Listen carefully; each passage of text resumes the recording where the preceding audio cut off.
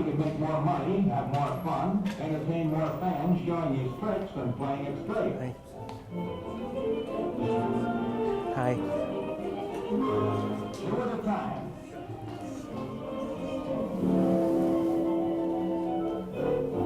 His control and accuracy are remarkable.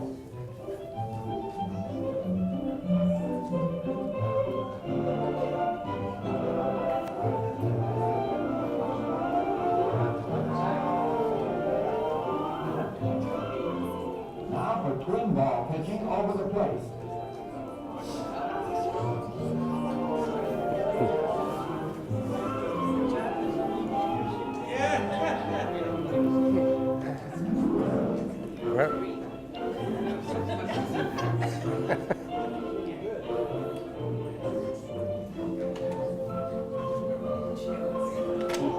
Hold three balls in one hand is difficult.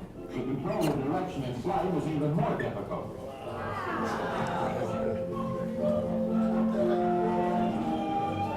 Hey, Andrew.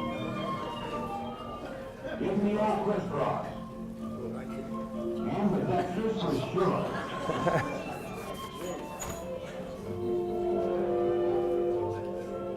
This one requires a hard hit, balance, and upside down boost, whatever that is.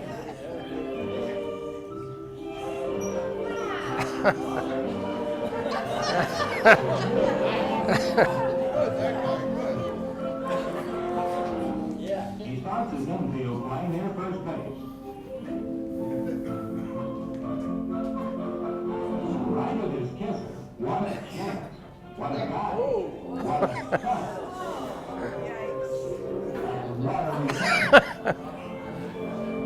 We didn't catch that ball.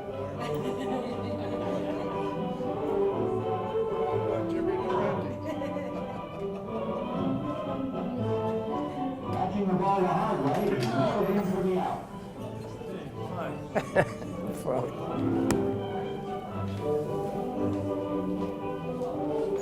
Now our acrobatic baseman is covering second.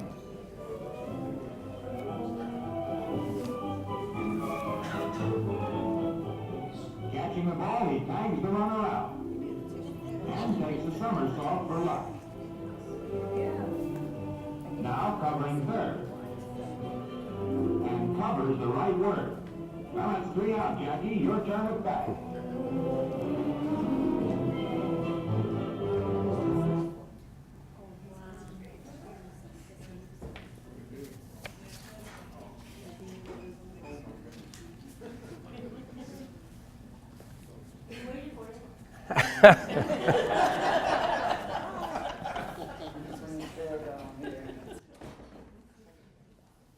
Well, good evening, everyone, and it's very special that you've taken the time to come. And we are honoring the families of 5 people who are associated with playing baseball.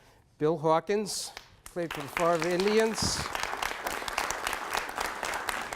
The Johnny Hillman family. Could you raise your hands, Johnny Hillman family? Fred Lavoie family. Fred had a uniform, but he was the bat boy. BINO STROLLO and his family. And from Dartmouth, Bob TRIPP, who is not able to be here tonight for health reasons, but he's good enough to be able to watch it, and he's looking forward to the results. So.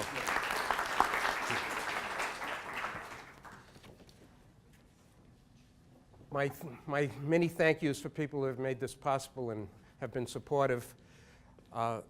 What I was going to do, Steph, we go on to,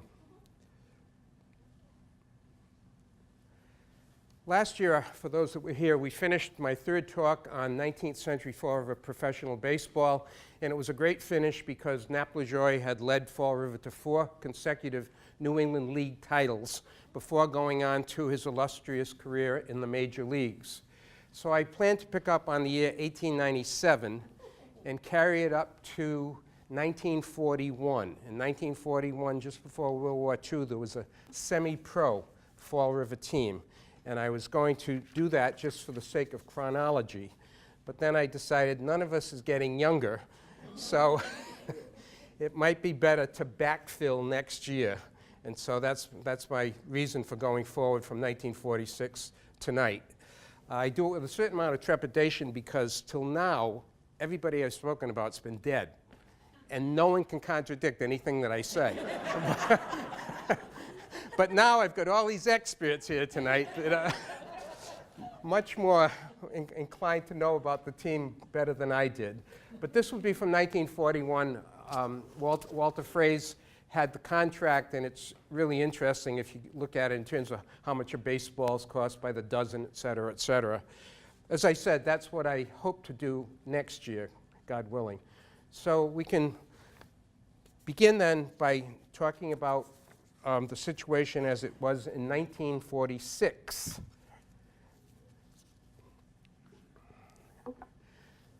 Wouldn't it be nice to have a Field of Dreams stadium in an idyllic setting nestled along the Quickershan with beautiful flowers? The Ferreira kids were out with buckets gathering blueberries and big berries. It just sounds so perfect, so nature beautiful.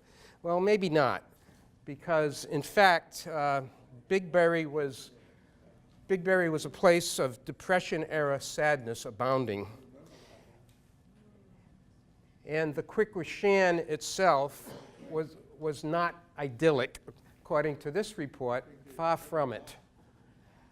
Interesting, this study projected we would have 260,000 people in Fall River. I don't know what happened, but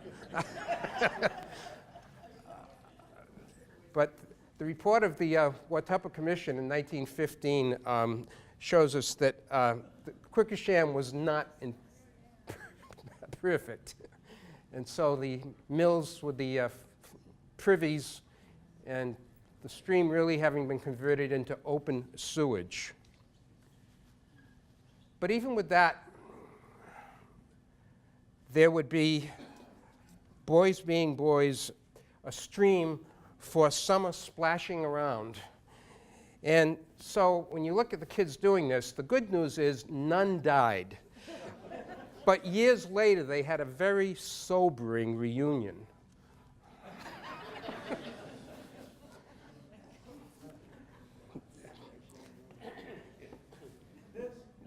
No matter, there was one visionary, and that was Mr. Joseph Madowski.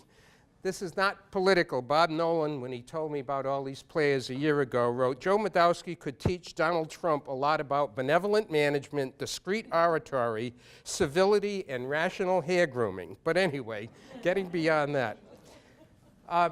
Real estate mogul Joe Madowski lived on Whipple Street, became the third owner of Big Berry or Fall River Stadium. In 1931, the stadium had been built, and he acquired it in 1938. Could just slow that down, Steph. On a 7.15 acre piece of land. His first challenge was to repair grandstands that had been destroyed by the hurricane of 1938. And by the end of World War II, he was ready to promote all sports. And, but he narrowly focused his baseball. Baseball he thought would be more important than soccer in the long run. And so he decided that he would become part of this New England League that was being formed. But he also promoted these kinds of sports as well. The soccer was very, very important. If we could go on to Babe Ruth. Babe did appear at some point. There's kids from St. Vincent's. It's just hard to specify what he did, but Babe was very much into promoting good health for the children of America that adored him. And we can see that. It's a little cigar smoking, compliments of Ted. The team that was up in Boston was going to have a phenomenal year, as those who follow baseball would know. The post-World War II team is going to go 104-50 and win the American League by 12 games, capturing the AL pennant. And we had Pesky and Williams, of course, very much involved in all of that. And there were also the Braves that were attracting, along with the Red Sox. The Braves, as we'll see next, are a little bit lagging behind. They had to apologize. It would have been better to buy splurge and buy box seats, because if you bought grandstand, you sat in wet paint. But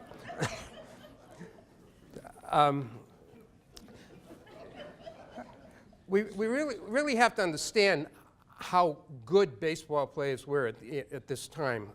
There's only 128 position players in the major leagues other than pitching. So, and there are people coming out of World War II that were already minor league and major league players. So to break in is very, very demanding, and you really had to be quite excellent. So we've got ourselves looking at baseball here. Joe Riley was selected in an all-star contest to go to Boston. And we had great soccer being played by people like Johnny Reder and Bill Gonzalez. We'll talk about Johnny Reder later. If we could just hold this then. This was the first big event under Madowski on 5/22/46. It was a game with an undefeated Liverpool team of English Football League coming in to play a Fall River amateur team. I think John Henry should put up a statue down at Bigberry. But there was a new lighting system, and it hadn't been completed. There were some 8 poles with 94 lights of 1,500 wattage. But it was good enough, and this goes far beyond baseball. Almost 6,500 fans went to this game. They said they filled the stands, and they were 4 deep all around the field. Now, what happened in the game, Liverpool prevailed, but by a 3-2 score. Now, Liverpool was touring the United States, and they played 10 games. They won all 10. They scored 70 goals, and they gave up 10 goals. So you can see what a great effort the Fall River team had put up. The stars were names some will remember: Youngie Martin, Joe Rigo, Ed Souza, and Walter Romanowitz. In the meantime, in a very, very warm setting, Bill and others were training down near Harwich. That was spring training, Harwich. Nice warm climate. And on 5/7 after that, they came to Fall River Stadium for a final preseason workout. They then went out, and the first game they ever played in 1946, they lost an away game 6-2 before 3,367 at Cranston Stadium. A couple of days later, we're going to have the home opener. It's 5/9/46. It starts at twilight, 5:30, because the lights have not come in completely because of back orders due to post-war demand and also some strikes. So the Herald News says, you know, you've got to come out. This is the first pro team that we've had in 30 years, and Joe Madowski deserves a great deal of credit, and he's also making a great effort. These are some of the teams that we'll be facing in 1946. Now, if we just hold that for a minute. The problem is going to be imbalance from the beginning. Joe Madowski and Fall River are never able to compete with the best teams, simply because the best teams have more monetary support. Nashua had a tax base where $50,000 was spent to refurbish the stadium. Joe Madowski did it all on his own. But more importantly, and we're going to talk a lot about this, these teams had major league connections that Fall River does not have in 1946. The Lynn Red Sox, which we'll be talking about, et cetera, et cetera. The most important will be the Nashua Dodgers. There's also the Manchester Giants. Joe's been doing his very best. He deserves credit because at the last minute, Haverhill put in a bid to have a ball club, and they almost stole it away from Fall River. So again, it wouldn't have been appropriate for Fall River, with a lot of teams of smaller size, coming from towns of smaller size, to have not had a team. But Joe Madowski, again, deserves full credit for having accomplished that. And there's how Joe looked at this point. It was reported that he had purchased steel frame bleachers, and a grandstand had been completely rebuilt from the ground up. The new clubhouse was being constructed, and in the meantime, the players were dressing at the boys' club for the games. And they said the infield looks great under groundskeeper Pat Harrington, and they're working on outfield rough spots. They weren't working very hard. We'll talk about that. It was reported there was a large parking lot to the north end for people. Dave Machado called me and he said people down the north end didn't have cars, so he would go to the Rogers Funeral Home and get a funeral car and put all the kids pre-seatbelt day and take them to the game. Now, the team was managed by Jack Burns, nicknamed Slug, in his late 30s, a major leaguer who had played decently for some 6 years. And he would soon move on from Fall River, and he'd be in the Red Sox farm system and have some managing success.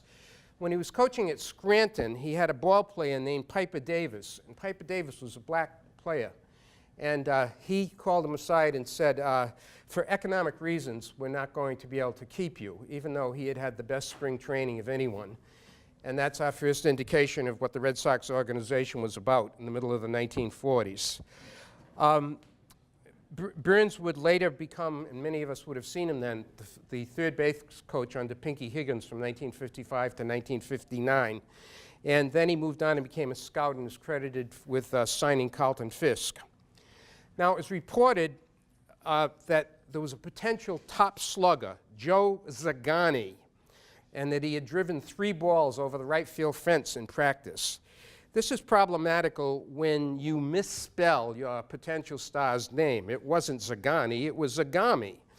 And Zagami proved to be a little less than projected. He played between Fall River and Providence for the whole season, and he hit 1 home run. He took BINO on a car ride that is hilarious, and if you see the edited film, you'll enjoy it very much. George Yankowski, Yank, was expected to be the #1 NEL catcher. That's not going to happen. But he had been on Connie Mack's payroll until 2 weeks ago, and he would be recognized as the most valuable player on the on the Indians team at the end of the Fall River season. He had played 6 games in the major leagues in 1942 before service in the Army. And at the end of this year, after playing with Fall River, he'll get called up and he'll play 12 games with the Chicago White Sox. Bill told me that he was just a great guy, that he was nice to all. He was very competent, but very unassuming.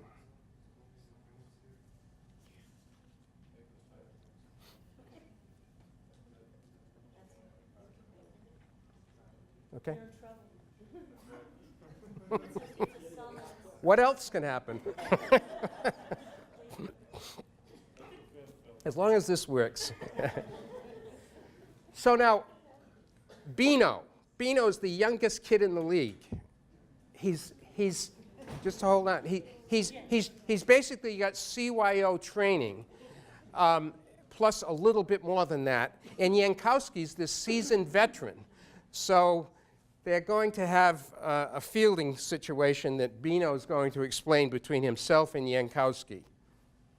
How about George Yankowski? He went with the White Sox. Was he your best player? Oh, yeah. Good guy? Oh, huh? Good guy? Oh, yeah, good guy. Oh, yeah, good guy, but I'll tell you what, he gave me hell, boy. You know the funniest part? You know, a guy hits a ball, he hits a nice line drive. You know, over my head, and that drive in between the fielders.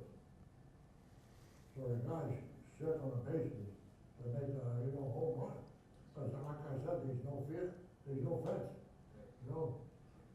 So the guy relays the ball to me, you know. And I get the ball, and I'm kind of far away, and I throw the ball. And you're out. There are people all over the farm at the fence. Ooh, I don't know, the figure it out. So I go to the doggone Hawkins up. Hey, BINO, don't do that again to me. He says, you want me to get me killed? He says, don't throw out a high fly no more. He says, the guy's gonna drop. I said, okay. I thought I was doing a good job. I'm going to put it, and I can't help.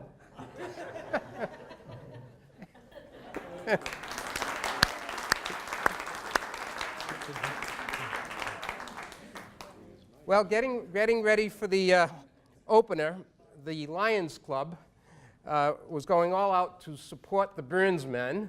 And there's Dr. Fox, among others, Dr. Ray Fox, supporting the Burns men for their home opener. And former pro players were guests of management, including Artie Butler, Luke Urban, Red Torfey, Johnny Redder, Charlie Sutcliffe. So we can just see some of the printed material about those gentlemen that were, again, invited to the ball game, opening day, first game of the Fall River Indians.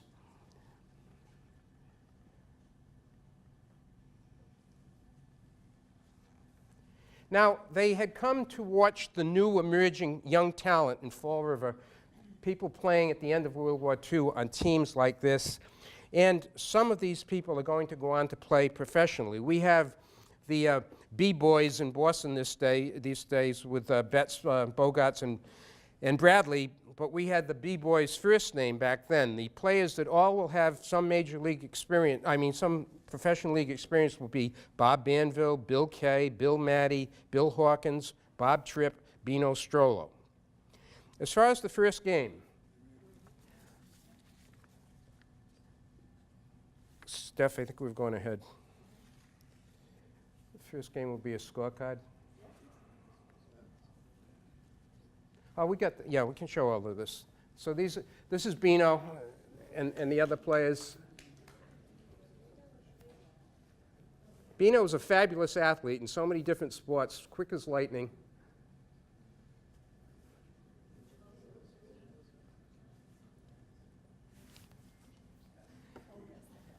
BINO got beaned. He used his head to break up a double play. Well, this is the scorecard from the very first game. And light rain kept the crowd down, only 668 fans. Steve Fallon threw a 4-hit, 7-5 victory. So we began with a victory at home in 1946. There wasn't going to be enough of that kind of success. The first floodlight game occurred at the end of May, and that was when there was a full component of 120 lights, which was very good for the batters. Fall River lost 15-9. And for the first time, it was reported an inside-the-park homer had occurred when the Fall River left fielder lost the ball in the grass. So it's not, not being terribly well maintained. But as they play teams like Pawtucket, it's noticeable that attendance is lagging here in Fall River. Pawtucket at one point has 50,000 fans, and we at the same time have only a little over 11,000 admissions. But Madowski continued to commit to improvements, and he completed the clubhouse dressing rooms for both teams with new needed equipment coming in. Bob Kitchen has said that there were metal cages, but there were no tops on, and a glove or two would be stolen. They finally put in a separate umpire dressing room. I think that was probably a good idea. And the loudspeaker system was finally working, and Fred Lavoie was boiling hot dogs at the concession stand, and his dad was serving beer, and people were attracted to those areas, and popcorn and other things were available. So people were having a good time. We're watching sports in 1946, inside and outside of Big Berry. Inside, the Ponters will win the National Amateur Championship in 1946. There's a beautiful early 20th century scene of Ruggles Park in all its stark simplicity. More than 2,000 spectators would go for a City League game at Ruggles Park. Show those. That was a scene of the people involved in the ball playing and a close-up of one of the players. As far as attendance, the 4th of July, 1,475 patrons. That was second best in the league. On July 6th, there were 1,400 patrons.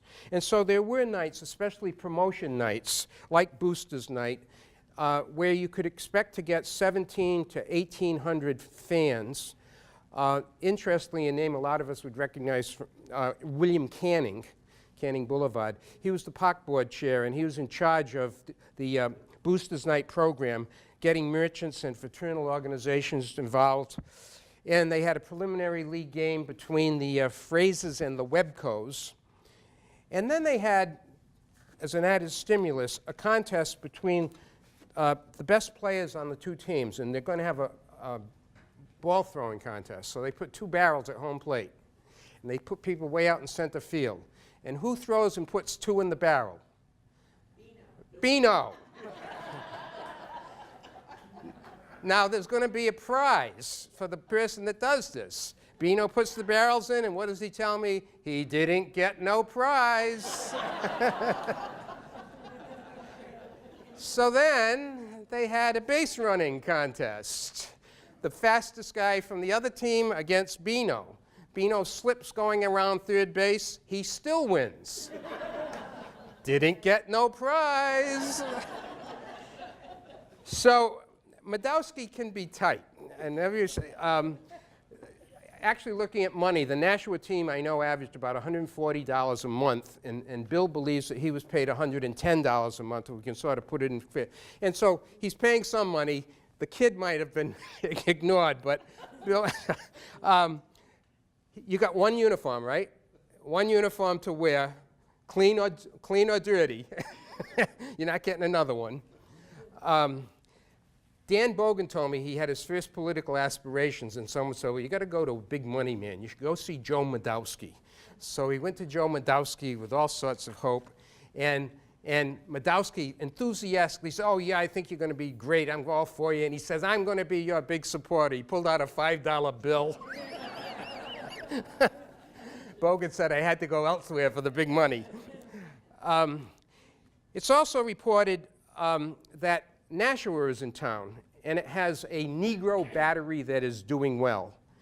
There was a predictable rainout, but they met a month later in Nashua, and when they met, it looked good because Fall River Indians were on a roll, a 4-game winning streak, okay? The problem was, just before that, they had lost 11 straight, and their record with the 4 wins was now 15-49. So, but Nashua swept the doubleheader, and Campanella was the star. And so let's digress and talk about the Dodgers organization that made possible BINO's greatest thrill in baseball, being able to step onto the same playing field as Roy Campanella and Don Newcomb. So something we're pretty familiar with, but we can just review with visuals. So Ricky has made this commitment to Robinson, and Robinson is beginning his career in Montreal. Now, just holding back the last one, the one of the, next one. Okay, so Robinson ends up in Montreal. There's no black players playing in the United States of America in 1946. That's the importance of the New England League, and that's why this has a social significance that goes far beyond what was a mediocre Fall River Indian team.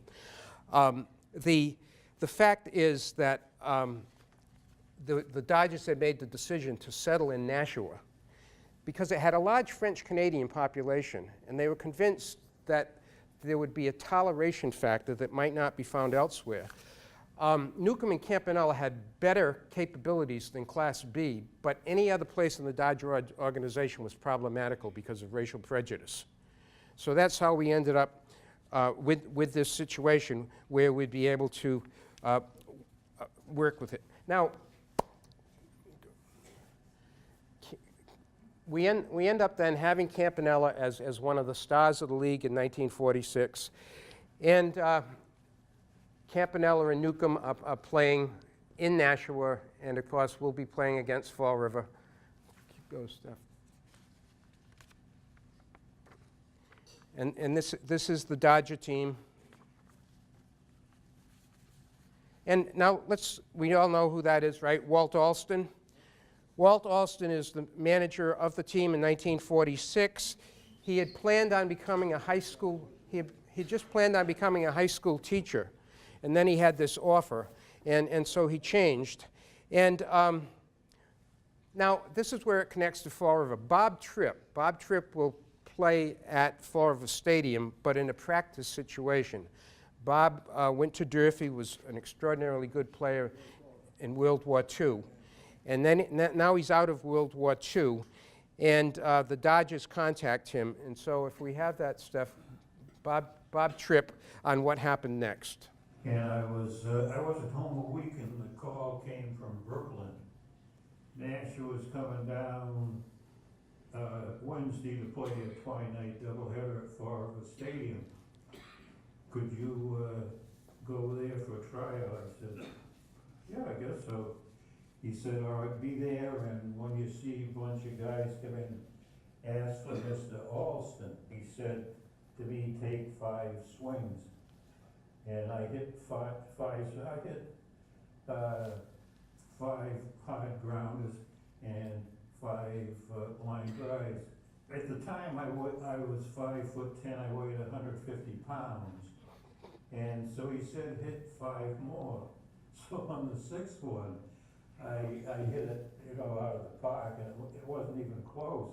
And I heard one guy say to another, I told you. And out of the next 4, I hit 2 of those out. We'd like to take you back to Nashua after the game. Could you come up? And I said, I've been away for 2 years. I've been all over the world. I said, I really don't want to play baseball. He said, no, you don't have to. Could you do it? So I said, yeah. Well, Bob Tripp went to go to college, and he did. Buzzy Bavasi gave him a $20 bill, the general manager, to come back to Fall River, but he did go on and play minor league baseball for 6 years, averaging 271 in his career. He sat on the bench for 2 games in uniform, and Campanella was right next to him. And I said, do you remember anything special? He said, yeah. We were playing against Manchester, and there was a battery, and both the pitcher and the catcher were going to be good major league players. And Campanella, with his high, squeaky voice, is yelling out, they're scuffing the ball, they're scuffing the ball. I played in the Negro Leagues. I know what they're doing with the... Well, BINO told me he really believed that Newcomb became successful because of the way Campy called the game and talked to him throughout the game.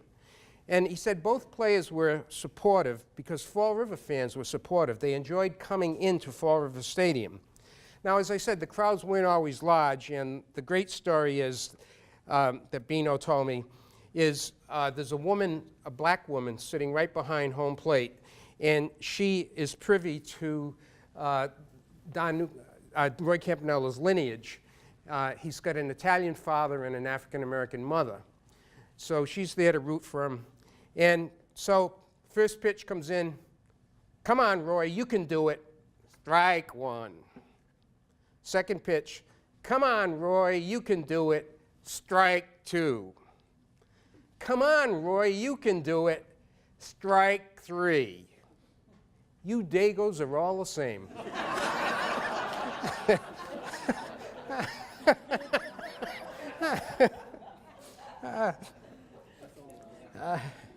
There's another nice story that was told me through Bob Dolan, that one of the players, as a kid, Campy recognized the Dodgers had a big lead, and it's a Fall River game, and he says, are you from Fall River? The kid's nervous coming up the bat. I don't know which one of you it was. And he says, timeout. And he goes out to the mound, and he talks to the pitcher, and he comes back and says, okay, kid, you're going to get a fat one right down the middle. And whoever it was got a base hit. Compliments of a sensitive Campanella. But less pleasantly, if we can go on to Nuke and the Dodgers again. Oh, yeah, we've got... Oh, I'm sorry. Stop. We got Newcomb on Campy. Yes. Yeah. And that made me feel so wonderful, because that's when they stopped breaking the code. Right, that's And it made me feel great. And not only that, he was a nice guy. He was a nice guy. What makes you say that? He kind of cooled me down at the plate one time. Well, I got a hit. It was a double or a triple off the right center field wall. he pitched, the guy was passing it out. He put a couple on my head, you know, pretty fast. I'll tell you, the bat's gonna fly this time. And then I showed him my head. No, I said, come on, water boy. Don't be like that. Then from the day on, he called me water boy. So, he was, and he was nice, and he would help you. Wait. Yeah, because, you know, you get the guys that you're playing with, they talk about him, they say, they help you, do this, now. He's a nice guy, boy, Roy's playing today. And you know, a lot of that was Roy, was a good teacher. Yeah.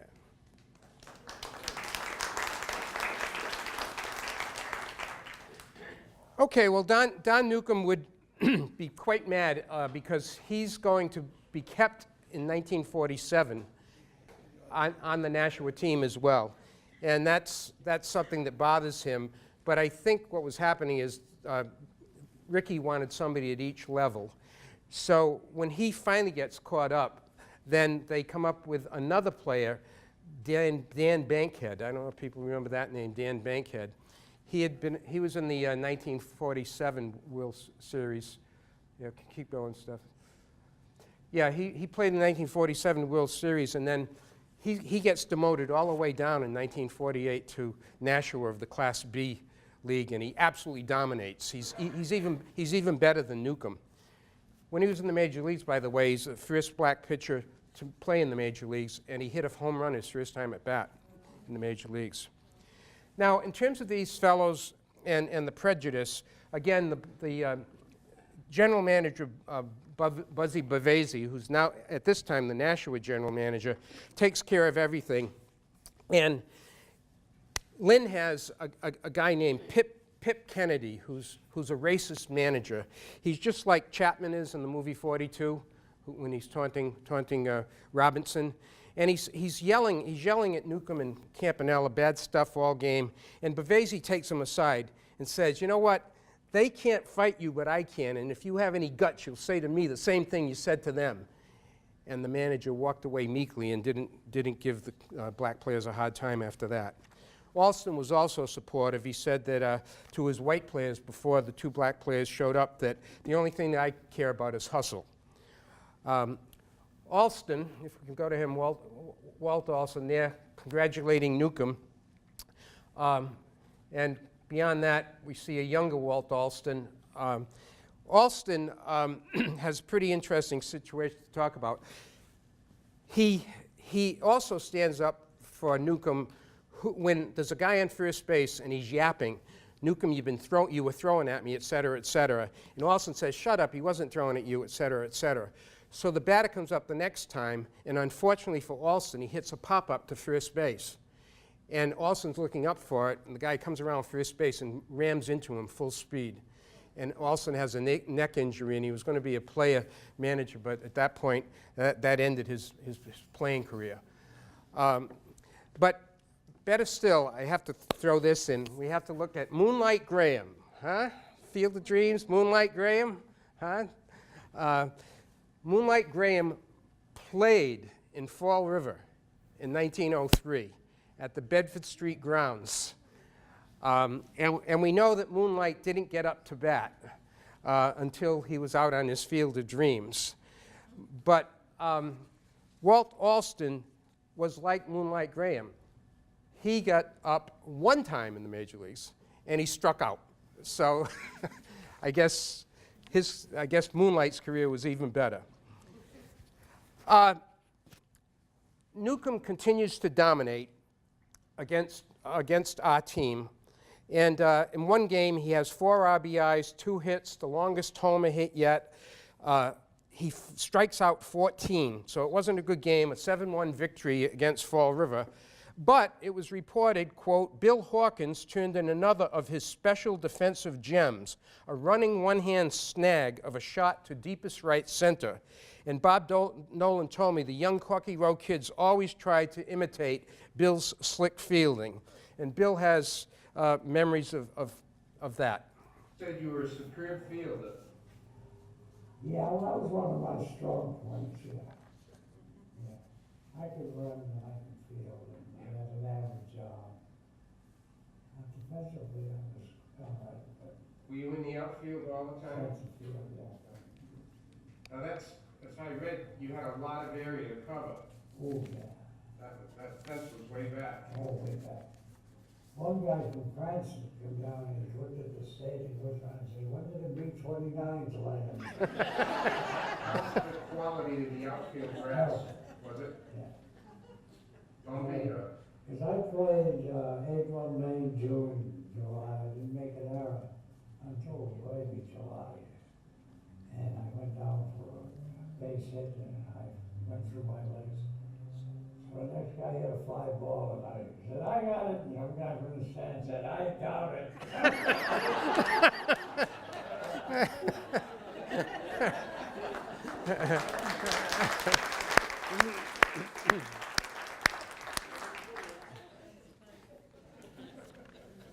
Well, for the rest of the 1946 season, it ended up that there was a playoff for the Governor's Cup. So winning the regular season, what is important is winning the playoff.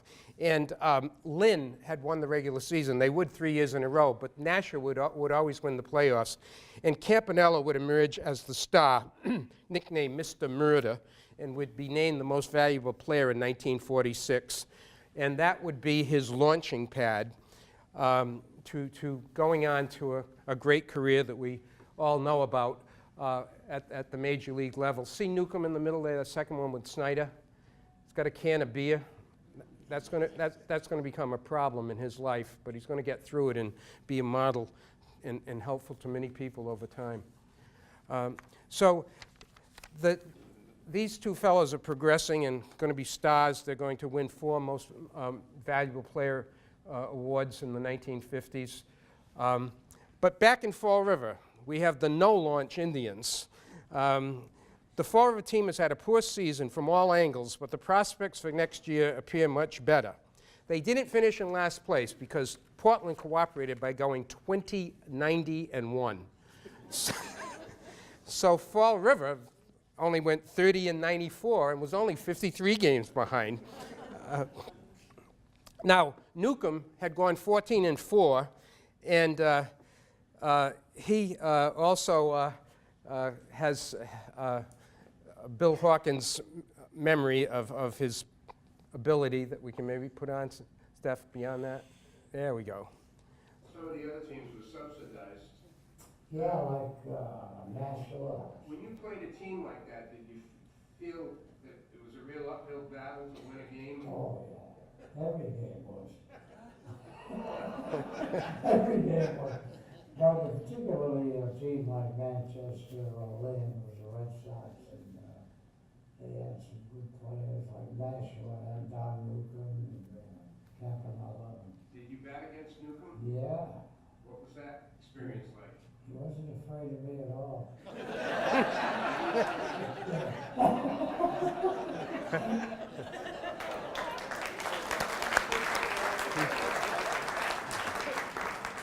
Well, we didn't have any Don Newcombs. We had 3 of the worst pitchers in the league. Our team ace was 6-18. Not too much talent. 70 players had tried out during the course of the season. One of them, Lawrence Wetterholm, very pious young man. He used to do sign of the cross when he was up to the plate. Batted .209, decided to be a priest and bless other people. Madowski was openly critical of Coach Burns at the end of this sour season, and Burns was not coming back. But a head scout for the Chicago White Sox came in, and it resulted in a connection. We had a guy from Fall River that worked for Judge Landis, and he was able to connect us, and Burns went to New York for a weekend. The Yankees and White Sox were playing, and so they had a plan, a projection. Chicago would help us. They would be bringing along Class D and C players this year and get them ready to send them to us in Fall River the next year. So they made a concession. Doesn't this guy look welcoming? This is Patsy, the head scout. He had actually signed Grover Cleveland Alexander to a $750 contract. And he suggested, based on what Bill just said about the B-29, he suggested when he was in Fall River that maybe they could, and they ended up doing a snow fence because the dimensions were 292 to right field, but 452 down the left field line and 494 to center field. So, and so this is a picture of the long distance picture of the stadium. That Patsy said that he had played for Lynn also against Fall River at the Bedford Street grounds in 1909. And he said, Fall River is a good baseball town and Chicago needs a team in the East, and so it should be a perfect match. And so we can turn to 1947. And there's a great deal of optimism now that we have this affiliation with, it's sort of strange, the Indians are now affiliated with the White Sox. But we have a popular new coach named Joe Holden, and Madowski springs for more than $5,000, and the team goes to Maryland to work out and get ready for the season. So Madowski's in a spending mode. That's Johnny Hillman working the kinks out, and this is Whizzer White's father, who was playing. Whizzer White was playing this year for our team, and Nick Oliver, the Prevost baseball coach, and they're checking out the new screening that is of major league quality. So we've got everything ready. All we need is a lot of fans. The first game in 1947 will be away, and it will be at McCoy Stadium. And Madowski and the team will line up on the first base line before the Star-Spangled Banner, and throwing out the first pitch, probably underhanded, was this notoriously crooked mayor of Pawtucket, Thomas McCoy.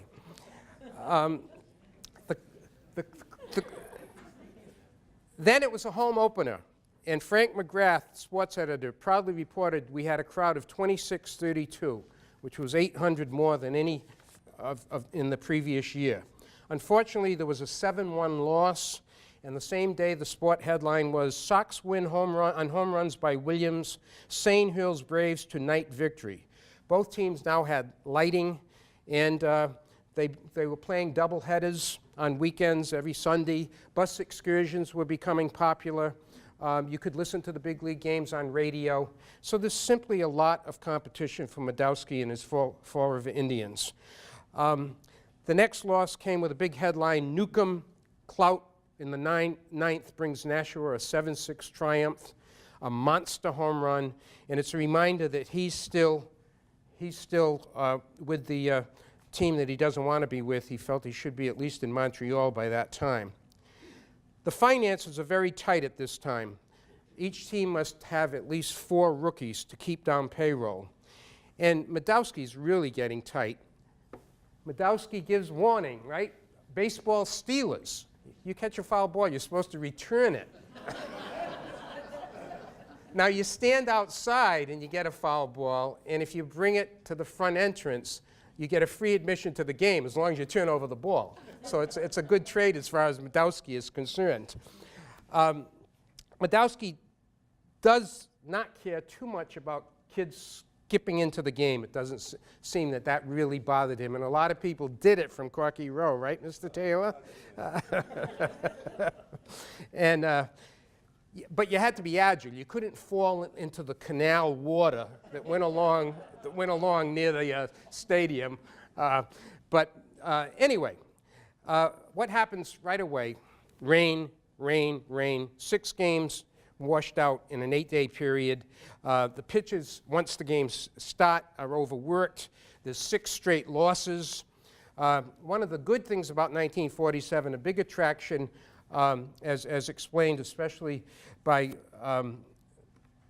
the men that I talked to, is we have a Clint Dahlberg, and Clint Dahlberg's called Timber, and he's 6'3", and Crash Davis from Bull Durham is also playing in the New England League, and he and Dahlberg have about the same statistics. Dahlberg ends up hitting 24 home runs in 1947. They said the kids used to stand on the right field fence when Dahlberg was up. He had the advantage as a left-handed hitter because of the short fence in right field. But nevertheless, he's a power hitter, and Dahlberg would advance to Double-A and hit 32 home runs in 1949. That was as far as he got. One of the other players that was on the team, and I remember Tommy Hurd. Tommy Hurd was a shortstop, but he had a good arm, and they converted him into a relief pitcher, and he played for the Red Sox in the 1950s. So one of our few players to make it to the major leagues. Headline, Fall River White Sox tie-up not getting desired results. The manager, Madowski, Frank McGrath all say there's no decent pitcher on the staff. The White Sox keep sending players at Madowski's travel cost expense who still belong at the Class C talent level. So by the time they get the first win, there's only 687 fans. And things did not improve much throughout the year. At least at the season ending, there was an award day honoring Joe Holden. And that would be the next one, Steph. No, yeah, that was an old one about Clint Dahlberg. But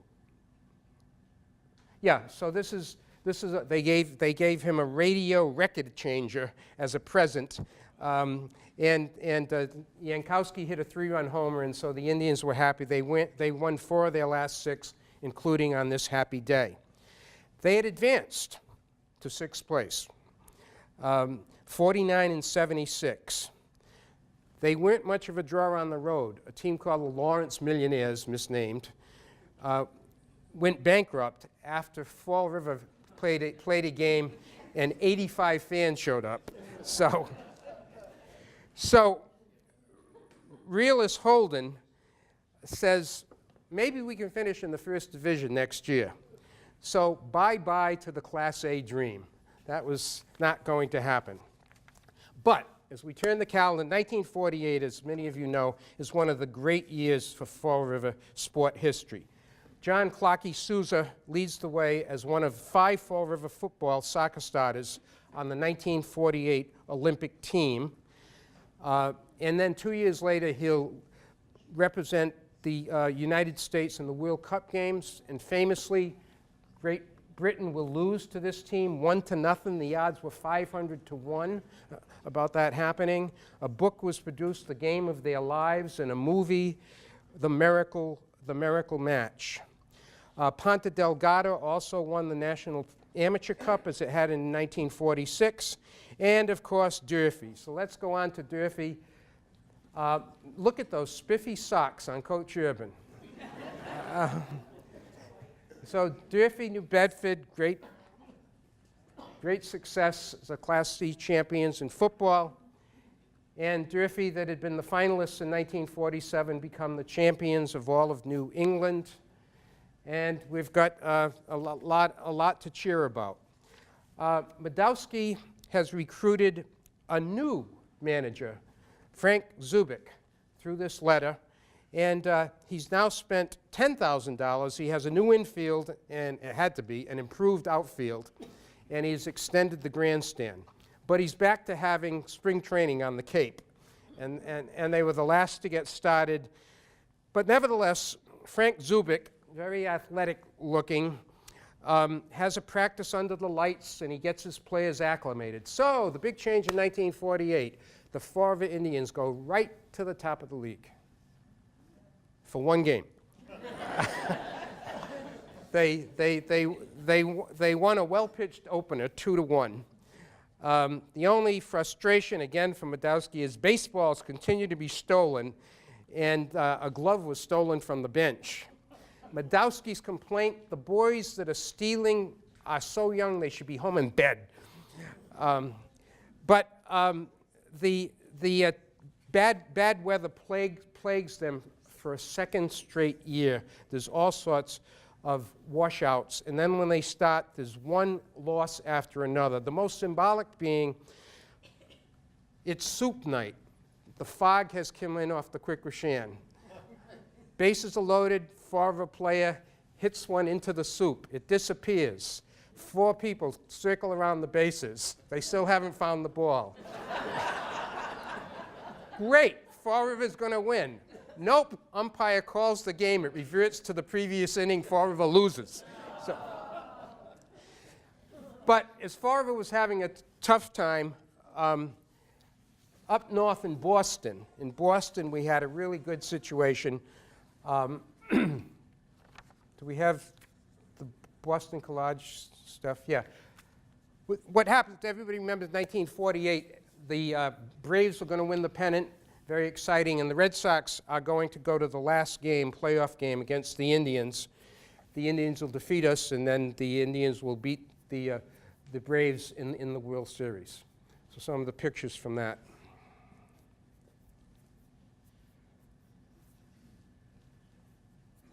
Spawn insane and pray for rain. There's the price structure.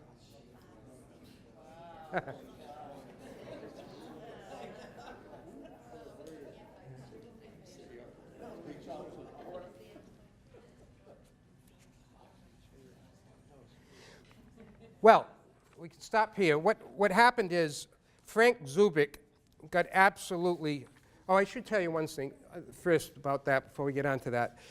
A nice thing happened. There was a fellow named Einar Gustafsson, and he's the real Jimmy of the Jimmy Fund. And he beat cancer, and so the Jimmy Fund was getting underway in 1948, and they were going to have a game at North Park. But Madowski turned over the park for free to the people who were putting it together, and some 800 people came to watch a game. And it was reported that 5 autographed baseballs gathered $120 for the event. And Madowski also did another thing. He followed that up by letting any orphans into a game on a particular day, and any of their institutional caretakers. I've often wondered, like, how many people became orphans for a day. But anyway, there's a road trip going on, and Frank Zubik, the new manager, says, I've had it. I've got all these players that are terrible. There's no talent. I have no chance to demonstrate my ability. I'm leaving the team. Team's 20-44. So he leaves, and he turns control over to one of the players, Johnny Hillman. Now, Johnny Hillman is sort of the old man of the team. He's the second oldest person in the league. He's 33 years of age. And he's a hero of World War II. He is the most beloved player on the team. Everybody loves him. And so he is given this responsibility on the road, and the team plays hard for him. They go 2-4.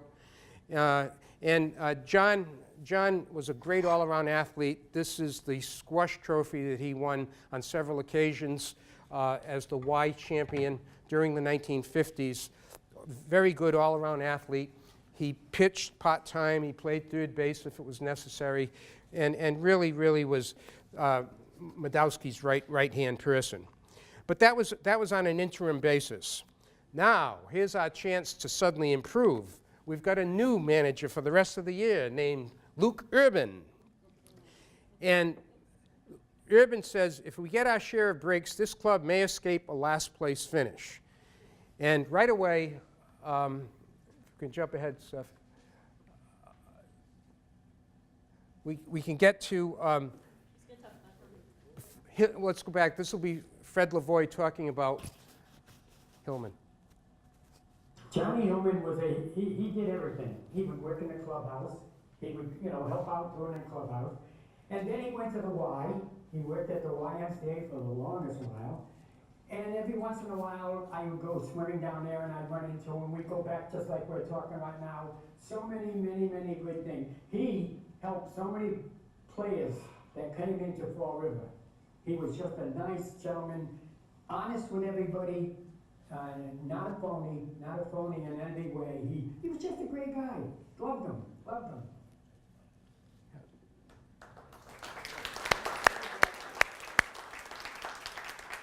So Lukey started, and there was a great deal of excitement. And we'll get some more pictures of a young Luke Urban.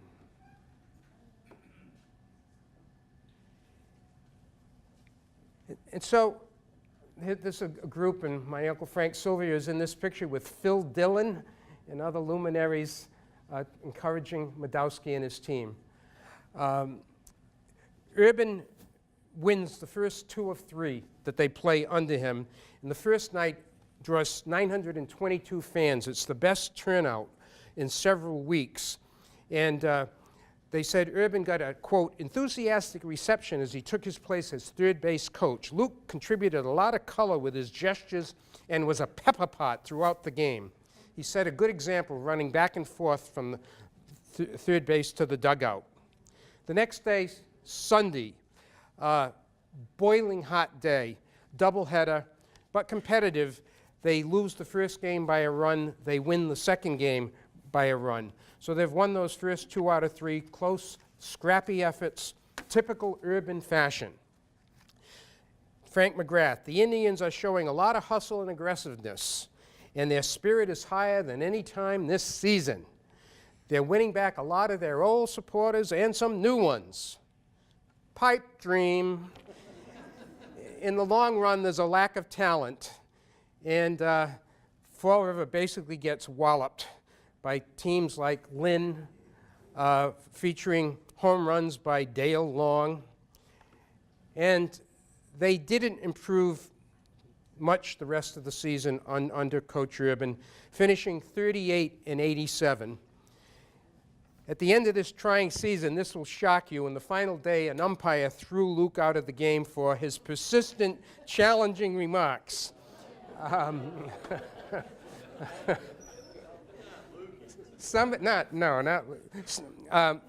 Frank McGrath was angry as well, writing a column that the White Sox have failed in their bargain with us. We should not renew our affiliation with them. They have sent us no, in a sense, Joe Hardy's as our saviors.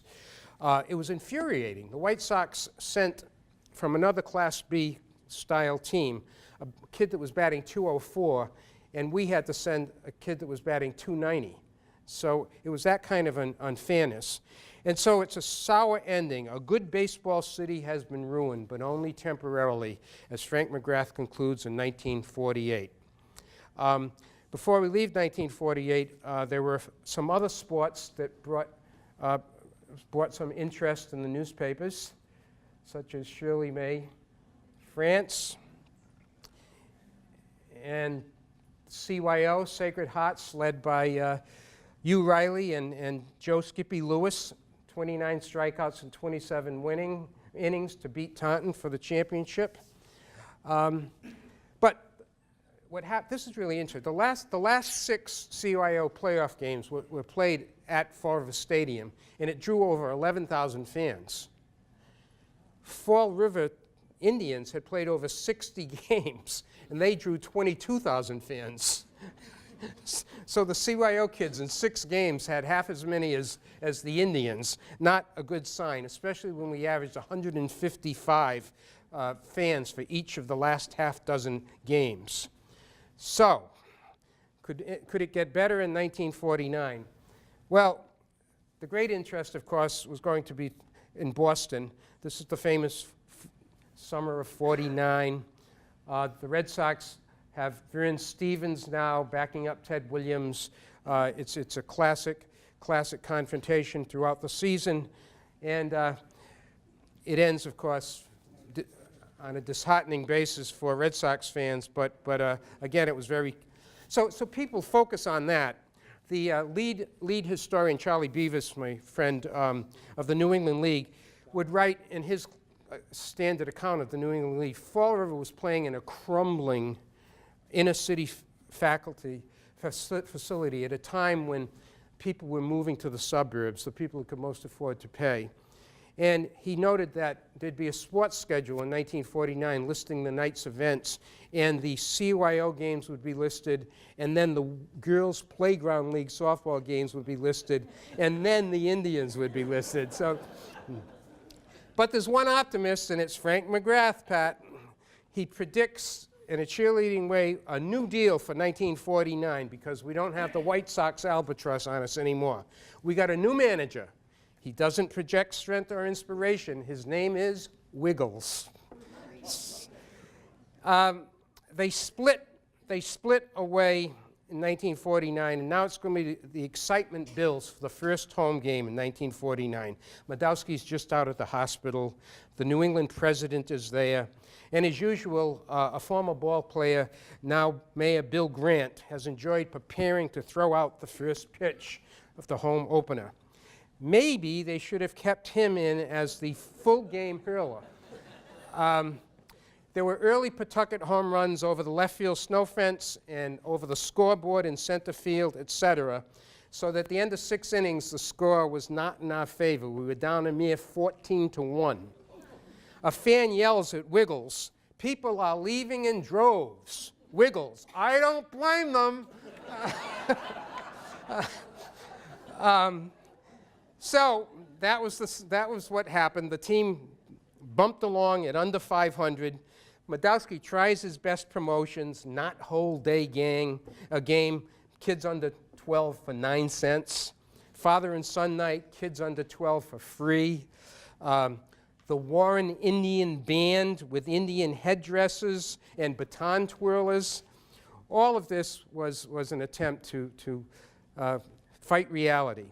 One of the most unusual developments was when Madowski brought in 300 orchids from Hawaii for a ladies' day. But the weather was rotten and the game was called in 5 innings and the women didn't attend. So the flowers and the team wilted. This was a Depression year. Textron was pulled out of Nashua by Royal Little. Providence was the first team to fold, and all the other owners, including Madowski, had to put $700 apiece to pay the defunct team's bills. So this doesn't look good. And finally, we have one more Boosters Day promoted by the mayor, and almost 1,500 fans show up, but the next day it's back to 461. Madowski says, you know what, if I can only get more fans to come, maybe I can get a major league affiliation with someone besides Chicago and we can go on for 1950. But the Herald News readers know that the writing is on the wall. Things just haven't played out well. And all of a sudden, observant people read that Madowski's booked a water show. It's scheduled the same time as a New England League game is supposed to be played. So the water show went on, and gorgeous bathing beauties supplanted baseball and batters. Fall River lost its last game at home, 9-4, and then went on the road. And on July 19th, they played at Nashua and predictably lost. The headline on 7/20/49 was, "Fall River no longer is in an organized baseball," as pro ball that had played intermittently for 3/4 of a century came to a sad ending. Looking overall at the team performance, if we can, basically they had been able to win about 1 out of 3 games in the time that they competed. They played against superior talent, as the next slide will show. All of these players, you recognize many of them, played against Fall River, again for the subsidized teams, and they were just a notch better than the Fall River players. Now, Joe Madowski had to sort of fill the void, and we all have stories about what they did. There was the circus, there was rodeos with Big Sid the Bull, there was soccer, softball, Eddie Fainer's king in his court, and if Bill Veck batted a midget, our Fall River version of Veck, creative owner Madowski, would bring in midget racing cars. Stephanie didn't understand this. She thought that Madowski brought in midgets to race. Now, even in a politically incorrect age, I don't think 50 Tom Thumbs running around Forbes Stadium would have.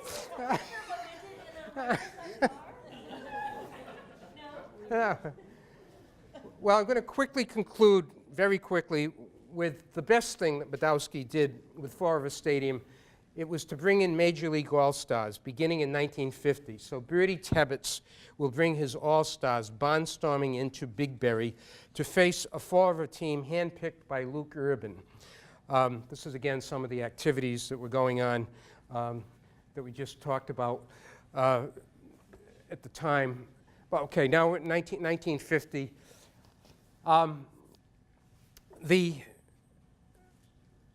There's Bertie Tebbetts, and he was signed very interestingly by a man, anglicized name of Gene Dubuque. And if we can just show Gene Dubuque. Gene Dubuque's father constructed St. Anne's Church in Fall River. They were from Canada. He learned to pitch around South Park. And he went on to be a major league pitcher of some consequence. He was Ty Cobb's roommate on the road for 5 consecutive years. He also was a great friend of Chick Gandil and may very well have known about the Black Sox gambling scandal. He may have been an insider. But he had gone to Notre Dame as well, and he had a great friendship. He had signed Bertie Tebbetts, and they always remained great friends. Bertie Tebbetts went to Providence College, class of 1934, and he was a friend of Jack Smith, a classmate of Jack Smith, and because of that, Bertie included Fall River on his 1950 traveling itinerary.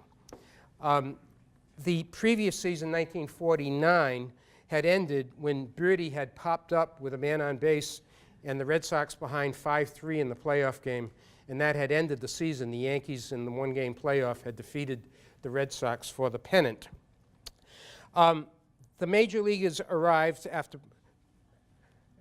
and the star of the team, one of the stars, was Lopatinsky, shortened to Eddie Lopat. Now, what happened is, maybe because he didn't want to get his players hurt, the deal was you get the best Fall River players and you give them a major league pitcher. So Eddie Lopat is going to pitch for Fall River against his fellow major leaguers, and that will sort of balance things off a bit.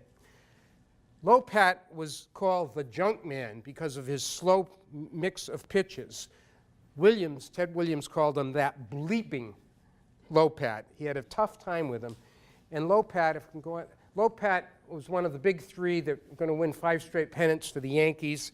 He's the 4th best pitcher in the year coming into Big Berry, and the next year he's going to be the 2nd best pitcher in the American League. So he's a real star, and he's playing on the team, the Fall River team. Luke Urban and all the Fall River players would say he's an easygoing Yankee southpaw. You couldn't find a finer fellow. As for the game itself, it was enlivened. There's Yankowski with Lopat. And Max Patkin, the famous clown and contortionist, was involved at the game.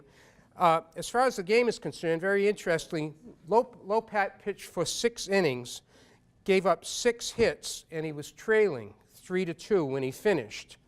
Rookie of the Year Walt Dropo had hit a homer over the left field snow fence with Pesky on base. That was really interesting. Dropo was phenomenal in 1950. Rookie of the Year, 34 home runs, 144 RBIs, 322, but he couldn't hit the junk that Lopat threw.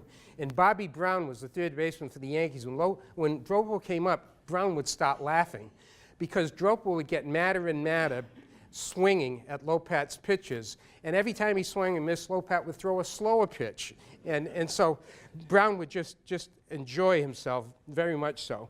At any rate, some of the other players that were on the major league side would include the Scooter, holy cow, Phil Rizzuto, and also one of my favorites, Vic Wuritz.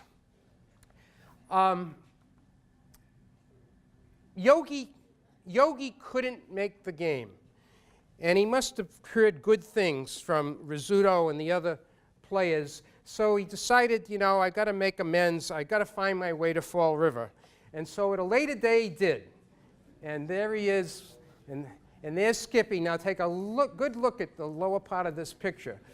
There is two baseball fans out on the West Coast, and this must have gone out UPI or something, but they said they were inspired by this picture. And so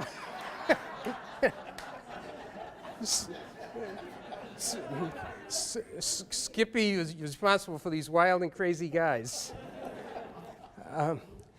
Now, the game was close, and Tripp, Bob Tripp had been picked, and he was playing across against the major leaguers as we get into the late innings. Joe Coleman was pitching. We got to the 8th inning, and somehow it's tied 3-3, and I'm leading off the 8th inning, and the same guy's pitching, and I guess he figures all he's got to do is throw it over the plate, and he's got out number 1, but it was right down the middle, and I hit it good, and I didn't need the short right field fence. It really went out, and I think the best part of it, the right fielder for the American League was Bob Kennedy, who later now became the general manager of the Chicago White Sox, and he said to me, "That was a major league home run, kid."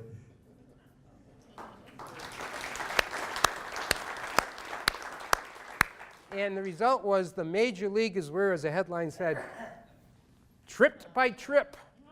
And so the Fall River team beat Bertie Tebbett's team, the only loss that Tebbett's would suffer in a 9-game swing around New England.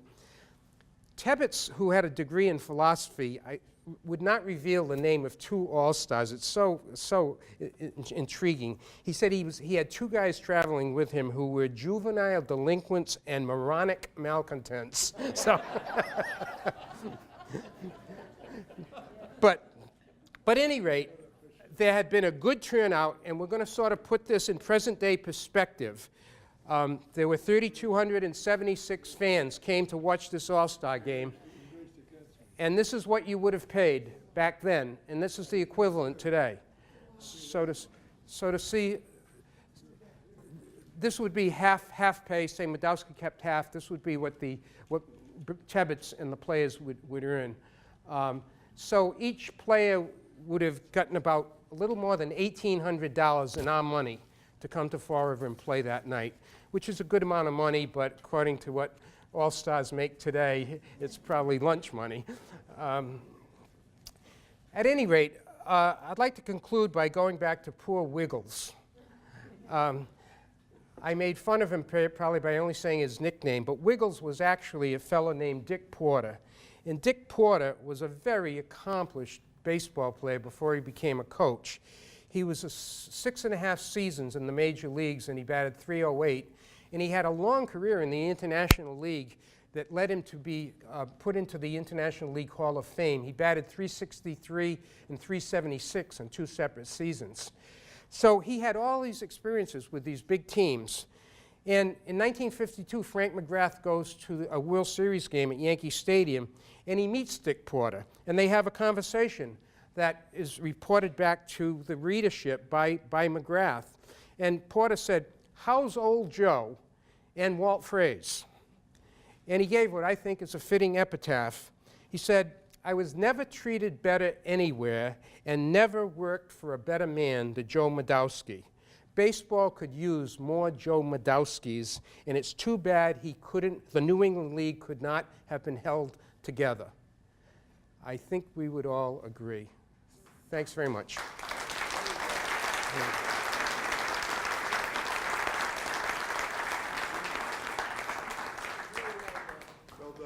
Thank you. I usually take questions and answers, but I'd much prefer to have you ask the players something. And or do you have any questions you'd like to ask me or the players? What was the pay scale? Well, the pay scale was, again, Campanella was the highest paid in 1946, $185 a month. He had been making $600 playing in the Negro League. So to go in to play white baseball, he was taking a cut. Well, I think I said Bill thought he made about $110 a month, Bill? Yeah, so. Joe Pager. That's what Joe Eleanor waiting for, Joe Pager. The what? I said if Joe Madowski we worked for Joe and you offered him that money, he pays you. He didn't know anybody when he got Right. Yeah. You know, the edited tapes of these interviews are going to, it's been reported, but it comes on tonight, hopefully at 9 o'clock, and then if you look at Fall River Cable TV over the next couple of weeks, it's going to be on probably frequently. And the 4 interviews combined take almost an hour and a half.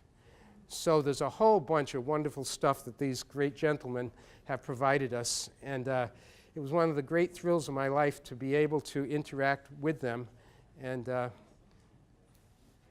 it's a love affair. I love you guys.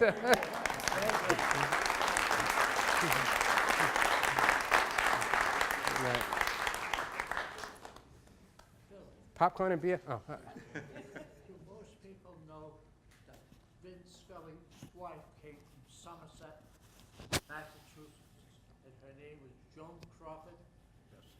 And when she died, I had breakfast with him at Eddie's funeral in Magoni's. And Vin Scully is still announcing? Yeah.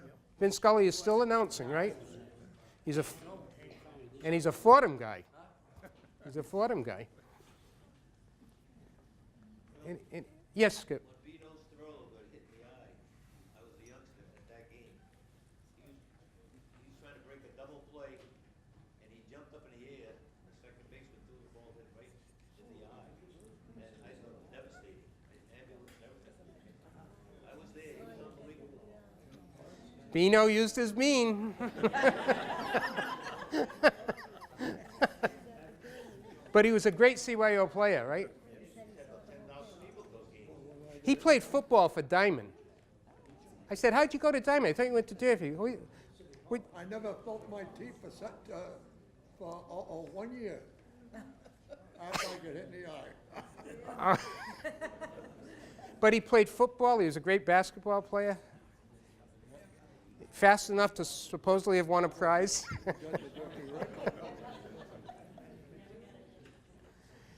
Any other thoughts or questions? Yes, Jack. How many guys in the city of Fall River, the greater Fall River area, have played Major League Ball? You had an article. Father Mac and I did that 25 major leaguers in 100 years, but now that's dated from the early 1980s. So it would have been 25. We missed one. I think it was 26 by 1983, and then you just have to add how many we've had since 1983. So I'd say in the early 30s, maybe. That makes sense? All right, you've been patient on a summer's night. Thank you so much. Thank you.